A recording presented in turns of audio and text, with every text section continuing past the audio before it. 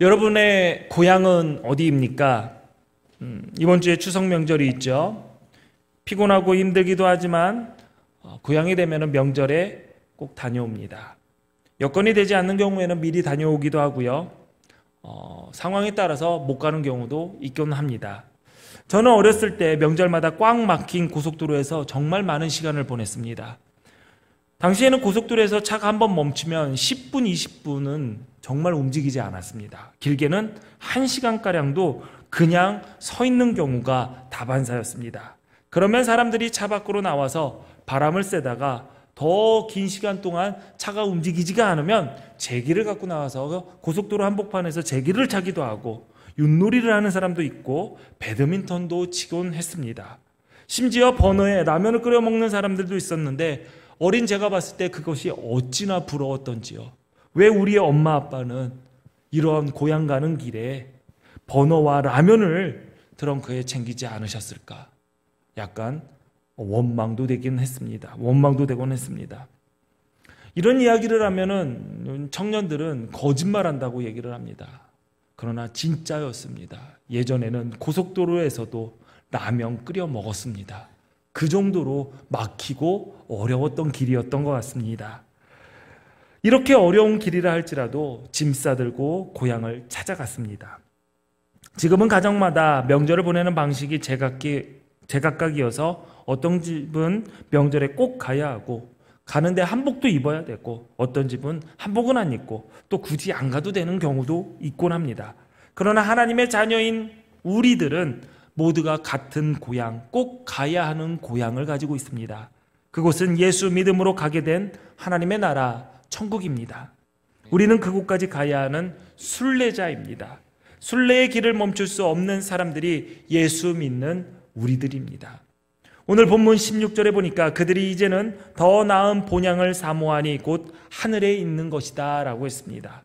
이 세상에 사는 우리들을 예수 믿는다는 이유 하나만으로 하나님은 우리를 위하여 한 성을 예비해 놓으셨습니다.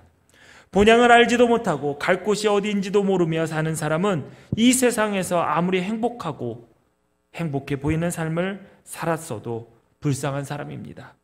히브리서 9장 27절에 보면 한 번 죽는 것은 사람에게 정해진 것이요 그 후에는 심판이 있다고 그랬습니다. 많은 사람들이 살아가면서 내가 죽는다라는 것은 물론이고 죽음 뒤에 심판이 있다라는 것 자체에 신경도 쓰지 않고 천년만년 살 것처럼 살아가는 경우들이 많습니다. 여러분은 몇 살 정도 살 수 있을 것이라고 생각을 합니까? 제가 청소년 청년 예배 때 너희들은 몇 살까지 살 것 같냐? 그랬더니 평균 99에서 100살 정도 살 것이다 라고 자신들이 얘기하더라고요. 한 100살 정도 살고 싶어요. 근데 그 와중에 어떤 한 청년이, 여자 청년이 그러더라고요. 저는 오래 살고 싶지 않아요. 90? 이러더라고요. 많이 살고 싶은 사람, 장수하고 싶은 사람 120살까지 살고 싶다라고 얘기를 합니다. 많이 건강하게 오래들 사십시오. 그러나 죽습니다. 죽는 날은 꼭 옵니다. 언제인지는 알지 못하나 언젠가 나의 삶을 끝낼 날이 있음을 알기에 우리는 늘 그날을 대비하며 살아야 됩니다. 저희 아내가 그런 얘기를 하더라고요. 당신은 언제 죽을지 모르니까. 제가 비실비실대거든요. 언제 죽을지 모르니까 꼭 아이디랑 비밀번호는 좀 적어놓고 갔으면 좋겠다. 갑자기 가버리면 당황스러운 일이 생기면은 당신께 처리하는 것도 힘든데 그 나중에 그 일이 어떻게 하냐 우스갯소리로 얘기를 하지만 사실 그렇습니다. 우리는 당장 내일 하나님께서 와라 부르셔도 서운함과 안타까움은 있어도 이상할 것이 없는 존재들입니다. 그러므로 우리는 나의 삶이 끝날 날이 있음을 늘 기억하면서 살아야 됩니다. 언제까지 내가 끝까지 살아갈 것이다. 나에게 내일이라는 기회가 언제까지 올 것이다. 매일매일 올 것이다 라고 착각하면서 살아가서는 안 됩니다. 히브리서 11장에 많은 사람들이 등장합니다. 그 중에 아브라함과 사라, 이삭과 야곱, 그리고 모세는 모두 다 하나님의 약속을 받았던 사람들입니다. 하지만 모두 그 약속의 성취, 그 약속이 지켜진 것을, 이루어진 것을 보지 못하고 세상을 떠났습니다. 성경은 그들의 삶을 이렇게 정리합니다. 이 사람들은 다 믿음을 따라 죽었으며 약속을 받지 못하였다. 그렇다고 해서 그들의 삶이 헛된 것일까요? 그렇지 않습니다. 실패한 삶일까요? 그렇지도 않습니다. 약속을 지키시는 신실하신 하나님을 믿었기 때문에 그들은 하나님께서 언젠가 약속을 이루실 것이라는 믿음으로 일생을 살아갔습니다. 본문에서 그들의 삶 가운데 약속이 이루어지는 것을 보지 못했지만 멀리서 그것을 보고 환영했다, 반기며 기뻐했다라고 이야기를 합니다. 아브라함과 사라, 야곱과 이삭, 그리고 모세까지 그들은 무엇을 보고 반가워하며 기뻐했을까요? 그들은 약속의 땅 가나안에 들어갈 것과 그곳에 후손들이 갈 것, 그리고 하나님께서 약속했던 그 약속이 성취될 것을 믿음의 눈으로 보았고 마음으로 깨달아 기뻐할 수 있었습니다. 목적지에는 들어가 보지 못했지만, 눈으로는 보지 못했지만 마음으로 보고 그 약속이 이루어질 것을 보면서 기뻐했죠. 여러분, 어렸을 때 소풍 가는 날 당일이 좋았나요? 아니면 그 전날이 좋았나요? 저의 경우는 소풍날 당일보다는 전날이 좋았습니다. 요즘은 소풍을 어디로 가는지는 잘 모르겠지만 소풍 갈 때도 많죠. 저 때는 소풍 다 똑같은 데 갔어요. 저수지, 절, 산. 제가 처음으로 입학했던 초등학교는 잠실에 있는 잠일초등학교인데 거기는 소풍을 맨날 석촌호수로 가요. 호수를 메워버리고 싶었습니다. 교회도 그 근처라서요. 교회 야유회를 간대요. 소풍 간대요. 그러면 어디냐? 그러면 석촌호수래요. 그래가지고 지금 호수 하나가 메워져서 거기 롯데월드 된 거 아니에요. 제가 하도 차라리 메워져라 그래가지고 이사를 갔습니다. 이사를 가서 강남 개포동에 있는 학교를 갔는데 그러면 다른 곳으로 소풍 갈 줄 알았더니 앞에 대모산이라는, 신창원이 탈옥해가지고 숨어들었던 산이 대모산인데 거기로만 소풍을 가요. 소풍날 가면은 맨날 뻔한 곳 가니까 즐겁지는 않은데 소풍 전날은 왜 그렇게 즐거웠는지 몰라요. 뭐를 사야 돼요? 오란시를 사야 돼요. 오란시와 여러 가지 홈런볼도 사고 내가 좋아했던 그런 거를, 과자를 사야 되는데 에이스는 사면 안 돼요. 산에 올라가다가 목매어 죽어요. 그런 것들을 나름 그런 것들을 정해놓고 하나씩 골라서 가방에 싸놓고 가방을 문 앞에 놓고 내일을 기다리면서 눕는 그때가 제일 행복했던 것 같아요. 당일날은 덥고 힘들고 그랬던 것 같은데 그 전날이 그렇게 행복했어요. 내가 오늘 말씀을 준비하면서 그런 생각이 들었습니다. 아브라함과 이삭과 야곱과 사라와 모세가 멀리서 보고 환영하고 기뻐하고 반가워했던 것이 무엇일까? 소풍 가는 당일보다 그 전날이 그냥 설레고 기뻤던 것처럼 약속은 아직 나에게 성취되었지만 신실하신 그 하나님께서 약속을 이루시고 나에게 예배해 놓으신 그 약속이 이루어질 것이라는 것을 믿음으로 바라봤던 그 기쁨, 그 복이 그에게 정말로 반가웠던 것이 아니었을까? 저는 그렇게 생각을 합니다. 우리는 믿음의 눈으로 약속하신 것을 보고 본향을 찾아가는 이 땅의 나그네고 순례자입니다. 왜냐하면 우리도 이 세상에 잠시 머물다가 본래의 고향인 본향, 천국으로 돌아갈 사람들이기 때문이죠. 여러분이나 저나 모두 다 천국으로 돌아가야 될 사람입니다. 그래서 성경에서는 예수 믿어 구원받은 우리들을 나그네, 여행객, 순례자라고 표현을 합니다. 모두 다 인정하시겠지만 100년 정도, 길어야 100년 정도 살다가 하나님이 부르시면 언제든지 떠나야 하는 인생임을 잊어서는 안 됩니다. 시편 90편 10절의 말씀 보니까 우리의 연수는 70이요 강건하면 80이라도 우리의 그 연수의 자랑은 수고와 슬픔뿐이요 신속히 가니 우리가 날아가나이다. 여러분, 세월 빠르나요? 시간 빨리 가나요? 나이 드신 분들은 시간이 참 빠르다라고 얘기를 하는데 이제 어린 애들은 시간이 잘 안 간대요. 빨리빨리 어른 됐으면 좋겠대요. 그래서 제가 그랬어요. 야, 하루가 얼마나 빨리 지나가는 줄 아냐? 빨리 지나가는 건 알대. 1년이 얼마나 빠른 줄 아냐? 근데 1년은 그렇게 빠르지 않다는 거예요. 그래서 제가 그랬어요. 자전 속도와 공중 속도를 한번 생각을 해봐라. 1년이 우리가 지구가 태양을 한 바퀴 도는데 그 속도가 뭐냐면 총알의 30배의 속도로 도는 거래요. 모르셨죠? 엄청 빨라요. 그런데 태양이 가만히 있나요? 태양도 돌아요. 은하 중심을 주변으로 태양도 돕니다. 그러면은 지구는 얼마나 바빠요? 태양이 초속 220km인가요? 총알의 22배인가? 아무튼 그렇게 빨리 또 태양이 움직인대요. 그러면 지구는, 우리가 붙어있는 지구는 그 초속 220km로 달려가는 태양을 쫓아서 지도 돌아야 돼. 그러니까 얼마나 바빠요. 그래서 제가 말씀을 보면서 그런 거죠. 야, 신속히 날아간다? 신속히가 아니 우리가 날아간다? 정말 우리가 날아가는구나. 우리는 정말 날아가는 지구에 잘 타가지고 정말 하루하루를 신속하게 정말 날아가듯이 빠른 시간을 살아가고 있는 존재입니다. 우리나라 평균 기대수명 늘었다고 하더라고요. 뭐 의학기술의 발달, 건강에 관심도 높아졌고 좋은 약도 많고 예전에는 뭐 임금이나 먹었던 삶을 이제는 그냥 아무나 먹죠. 홍삼은 아무나 먹고 그러다 보니까 오래 살고 건강하게 살게 됐어요. 그래서 우리 아이들의 기대수명은 100년이래요. 100살이래요. 정말로 100살이라고 그래요. 보건복지부 최근 발표를 기준으로 우리나라 평균 기대수명은 83.6세래요. 대부분 여든은 산다는 거예요.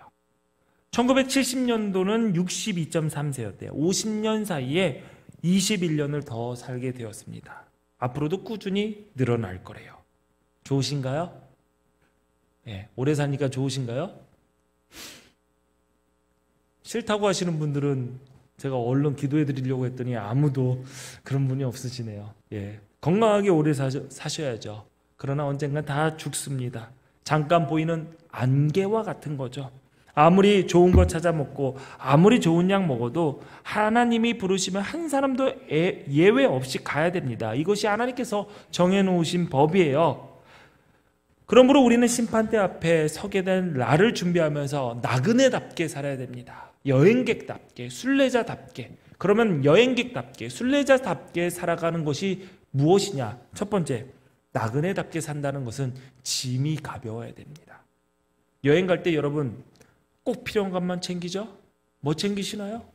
옷가지랑 뭐 세면도구, 칫솔, 치약, 그리고 꼭 정말 필요한 약, 그런 것들 간단하게 짐을 꾸려가지고 여러분 여행을 갑니다. 그런데 그럼 옷 어디서 빨아요? 그렇죠. 옷도 빨아야 되잖아요. 그럼 뭐 가져가야 돼요? 세탁기 가져가야 되잖아요. 그거 어떻게 그냥 말려요? 건조기로 말려야죠. 그럼 건조기도 싸갖고 갑니다. 근데 그냥 돌아다니면 배고플 수 있으니까 시원하게 음료수 한 잔 먹으려면 뭐가 필요하죠? 냉장고도 필요하죠. 그럼 냉장고도 가져가요. 그렇게 가져가다 보면은 여행 갈 수 있나요? 못 갑니다. 여행객은 있으면 좋으나 꼭 필요한 것이 아닌 것은 미련을 가지지 않고 놓고 떠납니다. 우리 역시 이 땅에서 나그네답게 살려면 세상에 정주지 말고 미련 두지 말아야 됩니다. 요즘은 불필요한 것을 버리고 꼭 필요한 것만으로 사는 미니멀 라이프가 유행이라고 합니다. 집안의 물건을 잘 정리해서 공간을 잘 활용할 수 있는 노하우를 알려주고 정리 수납도 잘할 수 있게끔 컨설팅 해주는 업체도 생겼다는 거예요.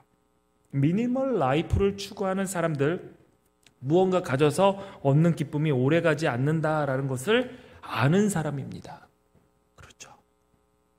최근에 한 달 사이에 한두 달 안에 새 차 생겼다. 손 들어보세요. 나 누군지 알고 한 명 더 있는데. 예. 아직도 좋아요? 아직도 좋아요? 이재 집사님은 아직 별로예요? 좋아요? 몇 달 됐나요? 3달 됐는데도 좋아요? 네, 아직까지 좋대요. 10년 가도 좋을까요? 그렇지 않습니다.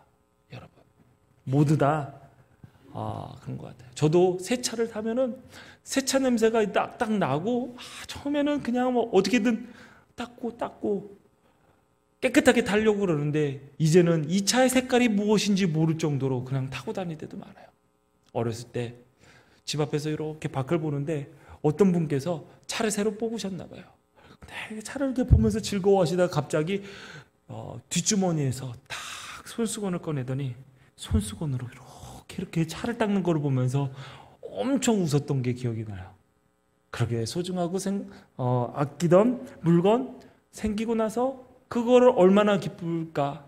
뭐 3달 정도 기쁘고 1달 정도 기쁘고 어떤 거는 굉장히 짧은 것도 있죠. 중요한 것은 그렇습니다. 무언가 가져서 얻는 기쁨은 오래 가지 않습니다. 그러므로 필요 없는 물건들은 처분하고요. 깔끔하게 살아가고 미니멀하게 살아가는 삶도 필요하다는 것을 우리는 잊지 말아야 됩니다. 나중에 사고 싶어서 샀지만 기쁨은 잠시, 나중에 어디 두었는지도 모르고 집안 구석구석에 쌓아놓을 때가 정말도 많죠.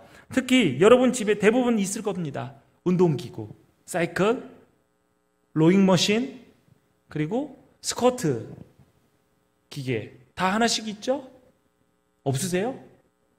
저희 집에는 제가 풀업 한다고 철봉까지 사놨어요. 네. 그런데 그거 여러분 제가 처음에 살 때 얼마나 저희 아내를 설득했는 줄 알아요? 근육이 빠지면은 인생의 노화가 늙어버린다고 그러더라. 그래서 내가 풀업을 하면서 근육을 내가 키워보겠다. 안 할 거잖아. 아니다. 꼭 할 거다. 나 요즘 건강에 관심 많다. 근데 뭐 하냐면은 요즘은 매달리기만 해요. 허리 아파서 매달려야지 하면서. 로잉머신을 샀어요. 이게 운동 효과가 그렇게 좋단다. 그런데 로잉머신을 몇 번 할 때면 재밌는데 이게 로잉머신이 배 타고 나가야지 재밌지. 그냥 하면 재미가 없더라고요. 뭔가 당하는 느낌이에요. 자전거도 그래요. 이게 자전거 이렇게 바람인도 오고 막 이렇게 시원해야지. 그래서 자전거도 안 타고 스쿼트 기계도 힘들다고 안 하고. 그러면 거기서 그 기계들은 뭐 하고 있냐? 옷걸이와 이불 넣을 때 그렇게 좋아요. 네, 이 빨아서 이불 넣을 때 그렇게 쓰고 있는 것들 정말 많지 않습니까? 분명히 여러분의 옷장에 옷은 가득합니다. 그러나 여러분도 오늘 아침도 딱 옷장 문 열어놓고 뭐라고 하셨어요? 입을 옷이 하나도 없네. 날씨가 가을이 됐는데 가을 옷이 없네. 신발장에 신발은 가득한데 신발장을 열고 신고 나갈 신발이 없다고 얘기합니다. 그리고 나중에 필요할지 몰라서 쌓아놓고 사는 경우도 많죠. 결국 버려야 할 것인데 버리지 못하고 살아가는 거, 가지고 있는 경우들이 너무나도 많습니다. 천국을 향해 가는 나그네인 우리, 순례자인 우리는 이 땅에 쌓아두고 사는 삶이 되면은 안 됩니다. 오히려 세상에 미련을 두고 더 많이 더 좋은 것을 가지고 쌓으려고 하기보다는 본향인 하늘의 소망을 더 많이 쌓아두어야 됩니다. 베드로전서 1장 3절에 우리 주 예수 그리스도의 아버지 하나님을 찬송하리로다. 그의 많으신 긍휼대로 예수 그리스도를 죽은 자 가운데서 부활하게 하심으로 말미암아 우리를 거듭나게 하사 산 소망이 있게 하셨다라고 했습니다. 아멘. 천국을 향해 가는 나그네는 산 소망이 있습니다. 그 이유는 하늘에 간직되어 있는 유산이 있기 때문입니다. 베드로는 이어서 4절에 이렇게 얘기합니다. 썩지 않고 더러워지지 않고 낡아 없어지지 않는 유산을 물려받게 하셨습니다. 이 유산은 여러분을 위하여 하늘에 간직되어 있습니다. 아멘. 여러분 가진 것 없다고 생각됩니까? 자녀들에게 물려줄 것이 없다고 생각합니까? 아닙니다. 예수 믿는 우리들은 하늘의 유산이 있습니다. 자녀들에게 믿음으로 그 유산을 남겨주어야 됩니다. 그러면 내 자녀들도 하늘에 간직되어 있는 유산의 상속자가 되는 것입니다. 구원을, 천국을, 영생을 유산으로 남겨야 됩니다. 그것이 우리 자녀들에게 줄 수 있는 최고의 것입니다. 아멘. 나그네는 간단하게 살기 때문에 불편합니다. 옮겨 다니는 나그네의 삶이 편할까요? 그렇지 않습니다. 좋다는 곳 여행을 가도 한결같이 집이 최고다라고 얘기를 합니다. 외국에 여행 가면 처음 며칠은 즐겁습니다. 새로운 호기심에, 새로운 경험에 지나가는 사람도 다 외국인이야. 참 신기합니다. 근데 막상 그곳에서 산다라고 생각하면 불편한 게 한두 가지가 아닙니다. 프랑스에서 파리에서 살다가 잠깐 들어온 우리 김소희 집사님, 자기는 살면서 개만한 쥐는 처음 봤대요. 쥐랑 눈이 마주쳤다는 거예요. 개만한 쥐. 제가 조금 과장을 했지만 거기는 이제 쥐가 우리 애들이랑 좀 달라서 좀 잘 먹고 잘 컸나 봐요. 네. 그래서 거기서도 살아야 되는데 사는 게 불편함이 없고, 한국에 보통 외국에 사는 사람들은 대부분 한국이 좋다라는 얘기를 늘 합니다. 근데 정말 그래요. 제가 시쳇말로 국뽕이 있어서가 아니라 여행이랑 사는 거랑은 다릅니다. 내 집이 아니면, 내 나라가 아니면 어느 곳에 간다 하더라도 어색하고 불편해요. 외국인은 언어와 문화와 습관과 생활 방식 우리와 다 다릅니다. 그래서 외국인의 가장 큰 특징이 뭐냐면 이질감입니다. 말을 안 하고 있어도 들켜요. 표정으로도 들켜요. 금방 들통납니다. 우리가 이 땅에서 외국인이 되었다라는 것은 예수 믿고 천국 백성 된 우리들이 세상의 언어, 세상의 문화, 세상의 생활 방식과 다르게 살아가기 때문에 이질감을 느낄 수밖에 없습니다. 왜? 우리는 천국 백성이니까. 천국이 본국인 그리스도인들은 사용하는 말이 다릅니다. 교회의 언어, 믿는 사람들의 언어, 세상 사람들의 언어와는 다릅니다. 그런데 그러한 언어를 사용하는 것을 부끄러워하면 안 됩니다. 군대에 가면 군대 용어가 있어요. 경찰들이 쓰는 용어도 있습니다. 법조인들이 쓰는 용어도 따로 있고요. 건축 현장에 가면은 건축 현장에서 쓰는 단어들이 다릅니다. 교회에서 그리스도인들이 쓰는 언어, 믿음의 사람들, 신앙생활을 하면서 그리스도인들이 쓰는 언어, 그 언어가 좀 다르다고 해서 이상하게 여겨서는 안 됩니다. 우리가 하늘 백성이라면 하늘의 언어를 사용해야 됩니다. 불평이 없어야 되고요. 원망하는 단어가 없어야 되고, 감사와 기쁨과 나보다 남을 낮게 여기고 격려하며 축복해주는 언어가 우리 믿는 사람들의 언어입니다. 할렐루야! 만나면 반갑게 인사하고, 헤어질 때는 승리하세요! 격려하면서 승리하는 거. 여러분, 이상합니까? 부끄럽습니까? 아니죠. 군대 가면은 부대마다 다 다른 격려구호로 인사를 합니다. 할렐루야, 승리하세요. 이런 말 사용하는 우리를 보고 세상 사람들은 이상하게 여길 수도 있습니다. 그럼에도 우리가 이상하게 보이는 것을 어색하게 생각하지 마십시오. 왜냐하면 우리는 천국의 언어를 사용하고 있기 때문인 거죠. 천국이 본국인 우리들은 문화도 다릅니다. 세상 사람들은 술 마시고 노래 부르고 거기에서 기쁨을 찾지만, 우리는 하나님을 찬양하며 성령에 취하고 하나님의 영광을 드러냅니다. 우리는 생활 방식도 다릅니다. 세상 사람들은 좀 더 가지려고, 좀 더 먹으려고, 좀 더 높아지려고, 좀 더 잘나 보이려고 하지만, 우리는 남을 위해서 희생할 줄 압니다. 사랑할 줄 압니다. 나누고 베풀 줄 압니다. 겸손하게 자신을 낮춥니다. 하나님의 영광을 위해서라면 목숨도 내놓을 수 있습니다. 이처럼 다른 언어와 다른 문화와 다른 생활 방식을 가지고 있기 때문에 세상은 우리를 외국인으로, 이방인으로 볼 수가 있습니다. 그러므로 저 사람 교회 나가더니 완전히 사람 바뀌었어, 변했어, 다른 사람 됐어, 어울릴 수가 없어 라는 말이 들려야 되는 거죠. 옛날에 어울렸던 친구들과 지금도 다 잘 어울리고 아무런 불편함이 없게 된다면 문제는 그들에게 있는 것이 아니라 나에게 있는 것입니다. 그들이 하는 말과 문화와 생활 방식을 따르며 구별되지 않는다면 우리의 본향이 천국임을 망각하고 살아가는 것이죠. 예수 믿기 때문에 세상의 불편함, 여행지에서의 불편함, 예수 믿기 때문에 겪는 가족들과의 만남에서의 불편함 잘 견디셔야 됩니다.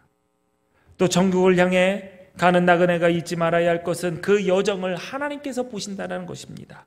베드로전서 1장 17절에 보니까 외모로 보시지 않고 각 사람의 행위대로 심판하시는 이를 너희가 아버지라 부른즉 너희가 나그네로 있을 때 두려움으로 지내라 라고 했습니다.